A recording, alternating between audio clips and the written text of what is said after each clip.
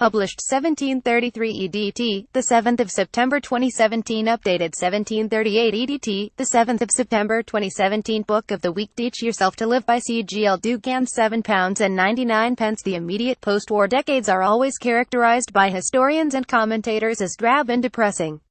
Rationing continued until 1954. People had bad teeth, boils and body odor. Hot water was scarce, central heating didn't exist, and clothes were shabbily Macado and mend.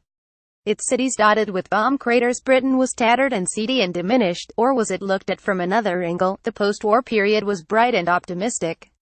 Baby boomers such as myself were showered with new toys, the Spirograph, Matchbox cars, Cindy dolls, fuzzy felt and Scholastic.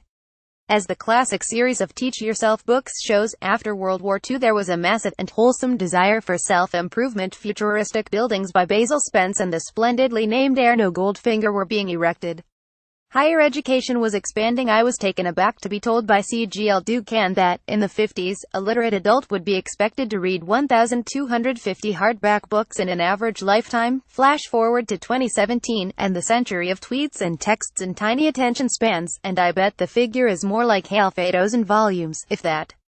As the classic series of Teach Yourself books shows, after World War II there was a massive and wholesome desire for self-improvement. Soldiers returned from battle zones or demobbed from national service, the young wives and grammar school pupils, and the new intake of undergraduates at the red brick and plate glass universities, wanted to look ahead and get on.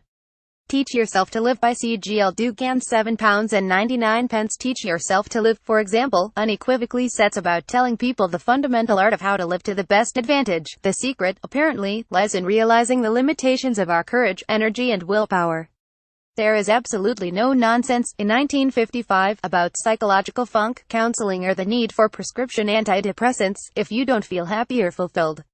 Indeed, the tone is a wartime chin-up, keep calm, carry on.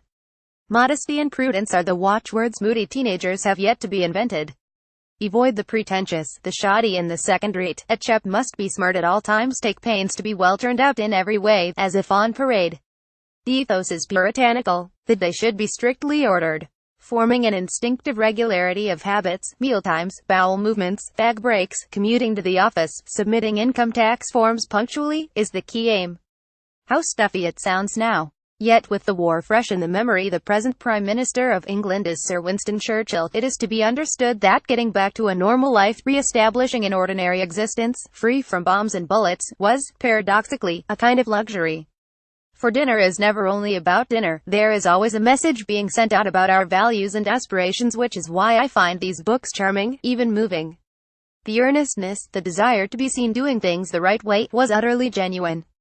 An antiquated idea now, perhaps, wanting to keep up appearances was no laughing matter at the time. What does date the philosophy is its shocking sexism. There are unapologetic references to the silliest and most flighty girls, and females on the whole are not destined to be anything other than simpering secretaries, smiling mothers, or a London tea-shop waitress. As for men, if you were educated only in the state sector, as I was, then forget the professions. These volumes come from a time when the national anthem was still played in cinemas and every grown-up man wore a trilby white tall. The law, becoming a surgeon, no matter how much perseverance, intelligence and energy are applied, these are the realms for your betters, who went to Eton, Winchester or Harrow. In the Teach Yourself series, the Anglican liturgy is still at the root of British cultural and spiritual life. The happy-clappy evangelical brigade hadn't been thought of, and no one would dream of having sex before marriage. People smoked, and we are told how to budget for that relaxing and manly habit. No one ventured abroad. As for Americans, as they go in for overcooled food and drinks and pretentious fripperies, such as ice cubes, they are best avoided. These volumes are easy to mock and read now in a spirit of postmodern irony. They come from a time when the national anthem was still played in cinemas and every grown-up man wore a trilby. But when I thought harder about them and looked deeper, I detected flickers of fear in the nostalgia, as if the books were asking, even as they were first published, whether the pre-war hierarchical world of the 20s and 30s and cocktails and laughter could ever really be successfully and lastingly rekindled. Was it already a fantasy? Teach Yourself Good Manners by W. S. Norman John Murray. Learning, £7.99. Teach Yourself Good Manners 1958 suggests, indeed, that a solid and stable structure of civility and formality can no longer be assumed to exist. With conventions and rules breaking down and formality losing ground, chaos loomed, so W.S. Norman deems it important to remind us how to dash off fawning letters to the Queen. I remain, with profound veneration, your Majesty's most faithful servant, and to a noble Viscount I remain, my lord, your lordship's obedient servant, should it suddenly seem necessary to invite them to dine. We are told how to seat guests according to rank and precedence, a minefield, and had you worried yourself silly about where at the table to place the Archbishop of Canterbury when a royal duke is also in the room, the problems are now solved. Though it is tempting to smile at the elaborate seating arrangements for a small dinner party of 10 or 12 people, the placing of menacard holders and ordering the servants to take charge of the men's hats and coats, are we really so very different today? Who doesn't panic a little before the honored guests turn up? Teach Yourself Good Manners by W.S. Norman. John Murray. Learning, £7.99. Entertaining at home, being on show, can never be relaxing. In the early years of my marriage, when we entertained lavishly in Oxford, deploying the wedding present china and glassware that now doesn't come out of the cupboard from one decade to the next, nerves would get the better of me. I'd spend so long tasting the fine wines beforehand that I'd be seeing double.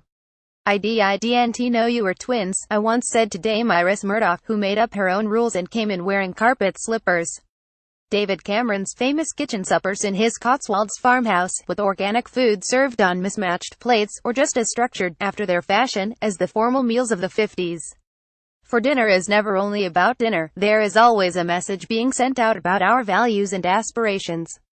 Today, there is a contrived casualness, a compulsory nonchalance, which is as painstaking as a 50s host and hostess ensuring that the asparagus tongs were polished and the hot soup didn't give everyone hiccups. Do we eat and drink as much as they did when grub and grog were newly off the ration? W.S. Norman implies whopping, almost Edwardian, appetites, with menu suggestions that include boiled salmon followed by turbot, then chicken, then lamb cutlets, pudding, cheese and, to finish, a savory of mushrooms on toast. There was to be sherry with the soup, chablis with the fish, champagne and claret throughout, and decanters of port, which are passed around in a clockwise direction, with the dessert. Guests are advised to leave by 10:30 p.m. I fully concur, however, with the non-nonsense approach to what nowadays are called dietary requirements. There were few vegetarians in the 50s and early 60s, and, if they are really so fussy as to believe that a piece of pheasant will prove fatal, they should not have accepted the invitation in the first place. Here.